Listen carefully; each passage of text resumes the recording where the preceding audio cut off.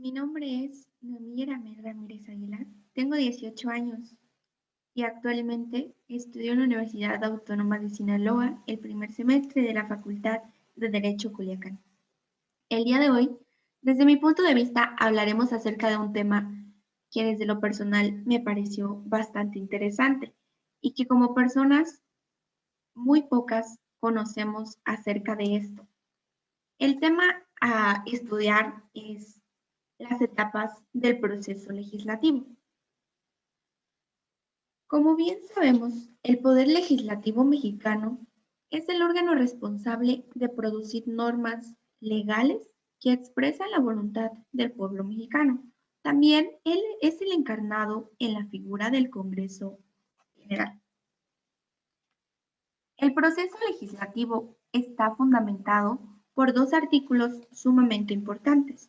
El primer artículo es el artículo número 71 y el segundo artículo es el artículo número 72 de nuestra Constitución Política de los Estados Unidos Mexicanos. En el derecho mexicano, y de acuerdo al maestro Eduardo García Maínez, es frecuente distinguir 6 etapas típicas de elaboración de la ley, a saber, la primera etapa o fase es la iniciativa, que es el primer momento del proceso legislativo. Esta primera fase es bastante interesante, ya que aquí es en donde comienza todo. Consiste en presentar el proyecto de ley o una idea a la consideración del Congreso de la Unión. La pueden presentar diferentes personas: el presidente de la República, los diputados, los legisladores, las legislaturas de los estados o bien los ciudadanos. Se encuentra regulado por los artículos número 71 y 122 en su base primera, fracción 5, inciso N, constitucionales, así también como por el artículo 55 del Reglamento para el Gobierno Interior del Congreso General de los Estados Unidos. Esta propuesta deberá ser presentada al Congreso y el Congreso decidirá o se encargará de deliberar acerca de si debe ser aceptada o no debe ser aceptada.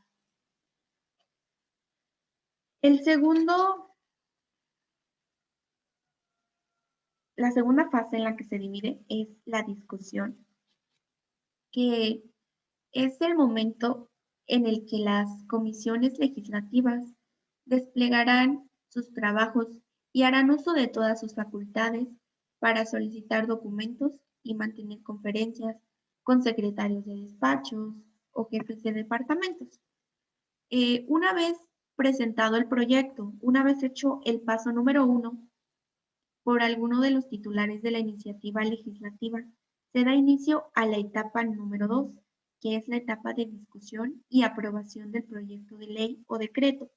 En este periodo del procedimiento legislativo ordinario, se pretende fijar definitivamente el contenido de la ley, o sea, qué es lo que se está pidiendo o qué es lo que se está presentando. Está fundamentado de acuerdo al artículo número 72 constitucional, en donde la iniciativa debe ser revisada por Cámara de Origen o Cámara Revisora. Como sabemos, nuestro país, México, está regido por 3 poderes. El primer poder es el poder ejecutivo, el segundo es el poder legislativo y el tercero es el poder judicial. El día de hoy nos enfocaremos más en el poder legislativo, que es el que tiene más que ver con nuestro tema. Como bien sabemos o conocemos, el poder legislativo es el que está conformado por el Congreso de la Unión y este a su vez se divide en 2 partes, que la primera es la Cámara de Senadores y como sabemos, la Cámara de Senadores está integrada por 128 senadores y la segunda etapa en la que se divide el Congreso de la Unión es la Cámara de Diputados, que está integrada por 500 diputados. Este poder tiene como función la elaboración de leyes, Sin embargo, se deben seguir un proceso para la elaboración de las mismas. Como paso número 3, tenemos la aprobación, que es en donde las cámaras aceptan total o parcialmente el proyecto de ley, proceden mediante votación y después de haber discutido lo suficiente a la aprobación de la iniciativa, debiendo notificarlo al Ejecutivo, enviándole el documento correspondiente para que éste la efectúe y sea aprobada. Y en caso de que el presidente esté de acuerdo con la totalidad del proyecto, procederá a sancionarlo y a disponer a que se promulgue como ley. Pero esto lo veremos más adelante. Y como ya dijimos, la cuarta etapa o fase es la sanción, que es la aceptación de una iniciativa por el Poder Ejecutivo que corresponde al presidente de la República, el cual tiene solamente un plazo de 10 días para hacer observaciones. Y la Constitución mexicana, en su artículo número 72, inciso B, nos señala que se reputará aprobado todo proyecto no devuelto con observaciones a la Cámara de Diputados dentro de 10 días útiles.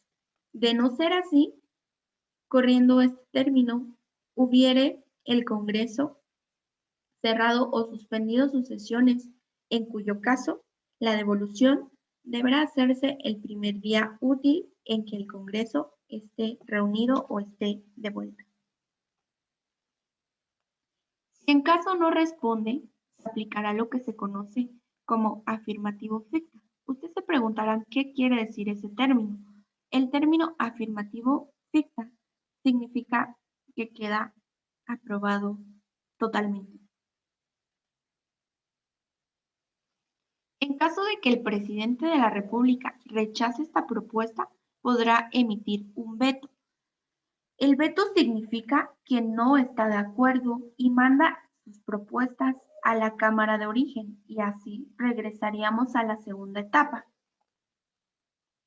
Y hablando de veto, se divide en tres partes.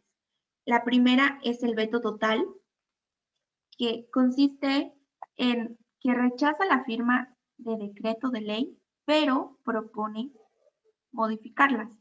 La segunda es veto parcial, que permite al presidente modificar una ley eliminando parte de ella o modificando a disposiciones individuales.